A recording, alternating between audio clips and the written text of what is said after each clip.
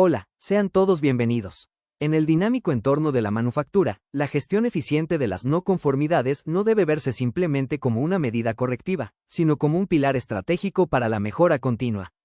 Abordar estas desviaciones de manera sistemática permite transformar los errores operativos en datos de alto valor.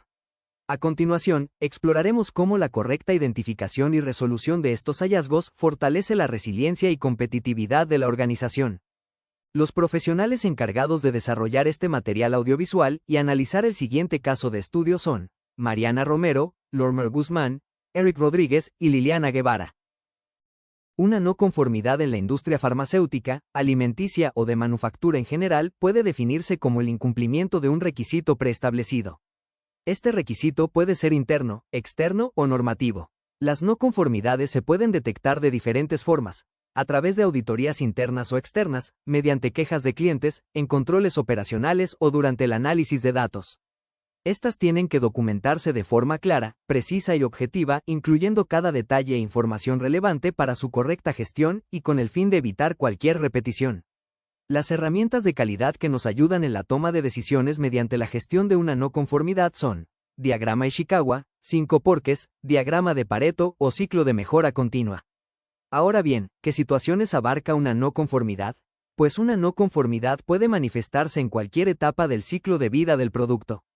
Las situaciones más comunes incluyen entrada de materia prima o material de empaque, desviaciones de proceso como variaciones en los parámetros críticos de control, producto terminado o documentación y cumplimiento. Si planteamos la gestión de una no conformidad como una ruta de camino, nuestra primera parada sin duda alguna sería la identificación y el registro de la no conformidad. Aquí se define de forma concisa y clara el suceso, incluyendo la evidencia objetiva. Seguidamente debemos desarrollar una corrección o tomar una medida inmediata para controlar y mitigar las consecuencias de la situación. Como parada número 3 debemos analizar e investigar lo sucedido. Para este punto se implementan las herramientas de calidad que describimos en la lámina anterior. Luego se deben establecer las acciones correctivas y someterlas bajo revisión el tiempo que sea necesario. Como punto final se deberá actualizar la no conformidad y dar cierre, siguiendo los procedimientos internos y asegurándose de la efectividad de las acciones tomadas. Ahora bien, observemos el siguiente caso de estudio. En el laboratorio farmacéutico llamado Pharmacialabs. Históricamente, el producto Rivaroxaban 20 mg tiene una especificación de disolución establecida para criterio S1, obteniendo resultados de 99 a 101%. Sin embargo, mediante el análisis del lote del producto número 0234, la disolución se está produciendo bajo criterio S2. Se levanta la alerta. Producción revisa la técnica o protocolo de fabricación, percatándose que las tabletas se comprimieron fuera de los parámetros.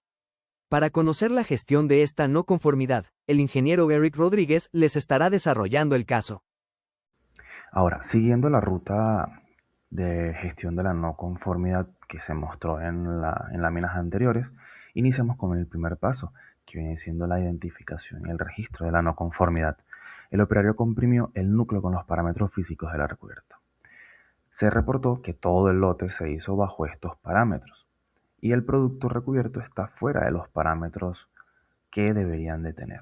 Vemos en la primera tabla las especificaciones técnicas del producto Rivaroxaban 20 miligramos, donde el núcleo presenta un diámetro, espesor y una dureza, que presenta un rango entre 6 y 10 kilopondios. Y la recubierta presenta otros parámetros de diámetro, espesor y dureza, donde la dureza está entre 10 y 16 kilopondios. Ahora, los parámetros, según la tabla 2, de trabajo para el producto Rivaroxaban del lote 0234, vemos que el núcleo se comprimió con una dureza de 16 kilopondios, encontrándose de que esta dureza pertenece al rango de la recubierta. Ok, aquí presentamos como el formato que tiene la empresa para registrar o realizar los registros de la no conformidad, donde se observan la fecha del cuando ocurrió la no conformidad. Vemos que fue el 22 de noviembre de 2025. Tiene como desviación un número, el serial 002, y fue detectada por un inspector de control de calidad. En información general, Vemos que el área donde ocurrió la no conformidad fue en producción, en el área de sólidos. El proceso fue el de rivaroxaban 20 miligramos. ¿Afectó a un producto? Sí, el producto fue el rivaroxaban, el lote 0234. ¿Existen más lotes afectados? No. La descripción. Bueno, en la descripción vemos que mediante el análisis del lote del producto número 0234, la disolución se está produciendo bajo criterio C2, que fue lo que se comentó previamente cuando se mostró el análisis del caso. ¿Ok? Análisis de causa raíz. Vemos cuándo sucedió. Sucedió el 22 de noviembre de 2025 a las 3:15 p.m. ¿Cómo lo detectó? Mediante los controles de proceso. ¿Y qué sucedió? El producto sólido presenta o está fuera de especificaciones con respecto a su apariencia.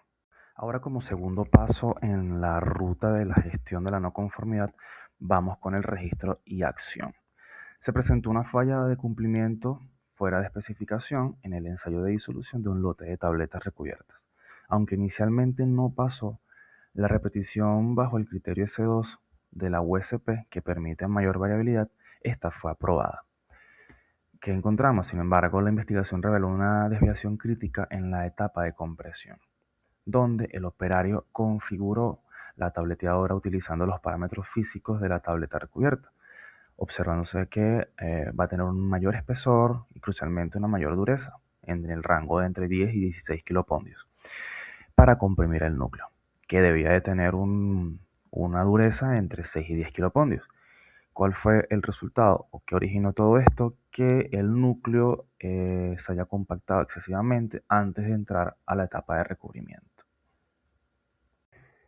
Bien, ahora presentamos a continuación un diagrama de Ishikawa o espina de pescado de análisis de causa raíz de posibles causas que hayan afectado la falla o hayan originado la falla en la disolución del rivaroxaban de 20 miligramos. Pues, considerando algunas causas, para nombrar algunas, por lo menos en la parte de mano de obra, el operario comprimió, núcleo con parámetros de recubierta, falta de supervisión en ajuste inicial, reentrenamiento insuficiente en orden de producción y el error humano en lectura de especificaciones pueden ser algunas de las causas en esta categoría de mano de obra. También en la parte maquinaria, la tableteadora configurada fuera de parámetros del núcleo, falla en el ajuste de presión, fuerza de compresión y ausencia de alertas automáticas de desviación de dureza. En la parte de materiales, compresión del núcleo excesivamente compacto. Alta densidad del núcleo afecta la liberación del fármaco, que es lo que está ocasionando que la disolución se dé bajo los criterios S2. Y en las causas de métodos, medición y medio ambiente tenemos ruido y distracciones durante el ajuste de la máquina. En la parte de medio ambiente, presión de producción o prisa en la operación haya originado la falla en la compresión del producto. Un área de trabajo no organizada también se puede considerar como una causa. En la parte de métodos, del diseño de folios de control confuso, ¿ok? Esto puede ser que el operario haya tomado por error, por equivocación, los parámetros de recubiertas en vez del núcleo y haya colocado en la tableteadora estos parámetros y genere la falla, lo que causó el problema en la disolución en la compresión, perdón, del rivaroxaban de 20 miligramos. También encontramos el control de calidad para la parte de medición, repetido por criterio S2, control estadístico de proceso inexistente o ineficaz, control de proceso en tiempo real no detectó la desviación crítica de la dureza y el perfil de disolución comparativo no fue realizado. Ahora bien, ¿fue la mejor manera de resolverlo? No, desde un punto de vista de garantía de calidad y gestión de riesgos, según la normativa 18Q9, esta resolución es insuficiente por las siguientes razones. Tenemos como primera razón el riesgo o existe o presenta un riesgo de bioequivalencia, ya que aunque pase por criterio S2 el producto, esto es un cambio drástico en la dureza, ¿ok? Del núcleo, y esto podría ocasionar o alterar la porosidad de la tableta. También tenemos que el cumplimiento del registro no se lleva a cabo, porque si el producto está registrado, por ejemplo, aquí en Venezuela, en el Instituto Nacional de Higiene, bajo que la dureza debe ser de 8 kilopondios y se fabrica con 14, esto podría ocasionar un rechazo del producto y una devolución del lote, y por ende tener que recoger todo el lote si se distribuyó a nivel nacional en las farmacias para su venta. Y tercero, le presentó una fragilidad del proceso. Depender del criterio S2 indica que el proceso no es robusto. Un producto que se libere o que salga con una disolución bajo criterios S2 da mucho de qué hablar de la fabricación de sus productos, ya que no es conveniente o no sería lo idóneo de que al presentar un producto como producto terminado, este de una disolución muy baja o con tendencia a criterio S2. Lo más correcto sería una disolución en donde el criterio S1 sea el que prevalezca, y sería lo más conveniente. Ahora, como cuarto paso en la ruta de la gestión de la no conformidad, tenemos las acciones correctivas. Para cerrar este caso, bajo estándares internacionales se deben ejecutar las siguientes acciones. Como primero, tenemos que ejecutar una capacitación del personal. El reentrenamiento del personal en la lectura crítica de la orden de producción debe ser algo primordial, y educar a los operarios en que estas acciones no, no deben de cometerse. Hay que tener mucho cuidado a la hora de cuando se está fabricando productos, ya que hay gastos, costos que implican el volver a fabricar un producto, ya sea por algún error humano o problemas con la maquinaria, pero en este caso, al identificar el problema, que fue el operario, lo más correcto sería un reentrenamiento de toda esta parte de los operarios. ¿Ok? Como segundo paso, la verificación por doble check. El ajuste de los parámetros físicos en la tableteadora debe ser verificado y firmado por un supervisor.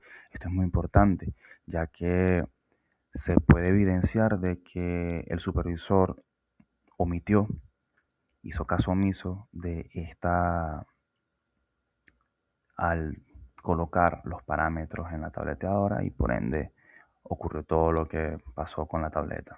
¿Okay? Él debe de firmar antes de arrancar formalmente el lote de compresión.